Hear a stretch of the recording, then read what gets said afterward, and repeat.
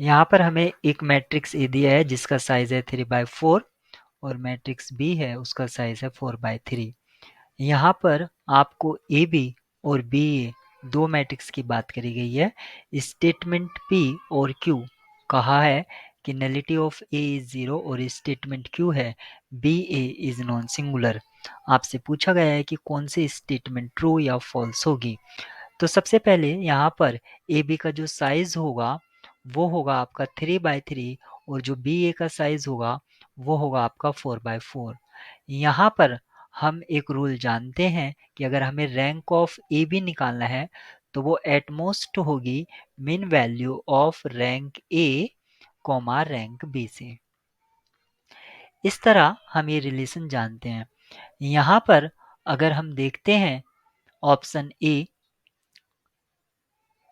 आपको बताया गया है कि A B is non singular.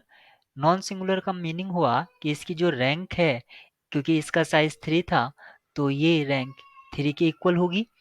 अब यहाँ पर इस गिवन इक्वेशन में अगर मैं 3 पुट कर देता हूँ तो 3 less than equals to min value of rank A comma rank B.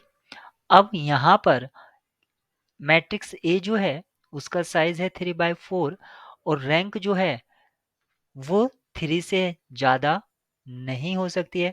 Similarly B की जो रैंक है वो आपकी 3 से ज़्यादा नहीं हो सकती है। यहाँ से हमें ये पता चल गया है कि ये जो इनइक्वालिटी हमें ऑब्टेन्ड हुई है रैंक ए और रैंक बी में, इससे रैंक ए आपका 3 होगा और रैंक बी भी आपका 3 होगा। वो क्यों? अगर यहाँ पर रैंक ए मान लीजिए इन केस या रैंक बी 2 आ जाता है, 3 से लेस हो जाता है, तो यहाँ पर मिन वैल्यू जो है वो 2 बन जाएगी और ये जो इनइक्वालिटी है 3 लेस देन 2 ये होल्ड नहीं करेगी। इस तरह से ये तभी होल्ड कर सकती है जब आपका रैंक ऑफ ए 3 हो और रैंक ऑफ बी भी आपका 3 हो। तो दिस इनइक्वालिटी होल्ड ट्रू। अब यहाँ से हमें ये पता चल गया है कि रैंक ए अगर 3 है तो इसकी नलिटी जो है, रैंक नलिटी थ्योरम से हम ये कह सकते हैं कि नलिटी इसकी 1 होगी। अगर नलिटी 1 होगी तो यहाँ पर लिखा गया था nullity of A is 0, statement P false हो जाता है। तो जहां जहां पर ट्रू आया था इस स्टेटमेंट पी इज ट्रू, वो ऑप्शंस गलत हो गए, ऑप्शन ए और ऑप्शन बी। अब हम चेक करेंगे स्टेटमेंट क्यू को। स्टेटमेंट क्यू में कहा है कि B A is non singular.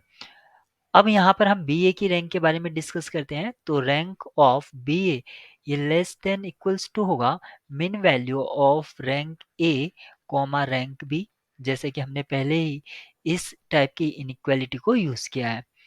अब रैंक ए और रैंक बी हमें पता है ये 3 है तो इसका मिन वैल्यू भी 3 हो जाएगा।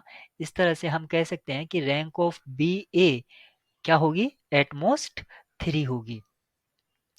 और हम ये भी जानते हैं कि जो बी ए मैट्रिक्स है उसका साइज 4/4 है और रैंक 3 से ज़्यादा नहीं हो सकती है। अगर रैंक 3 से ज़्यादा नहीं हो सकती है तो यहाँ से हमें क्या पता चल जाता है कि rank of B A not equals to 4। अगर नॉट इक्वल्स टू 4 आ जाता है तो यहाँ पर इसका अगर हम डिटर्मिनेंट फाइंड आउट करेंगे तो वो 0 आएगा। ऑप्शन क्यू में कहा था, स्टेटमेंट क्यू में B A is non singular, जबकि हमें ये सिंगुलर मिल रहा है तो स्टेटमेंट क्यू भी आपके फॉल्स हो जाते हैं। ऑप्शन डी आपका करेक्ट होगा क्योंकि both statement P and Q are false.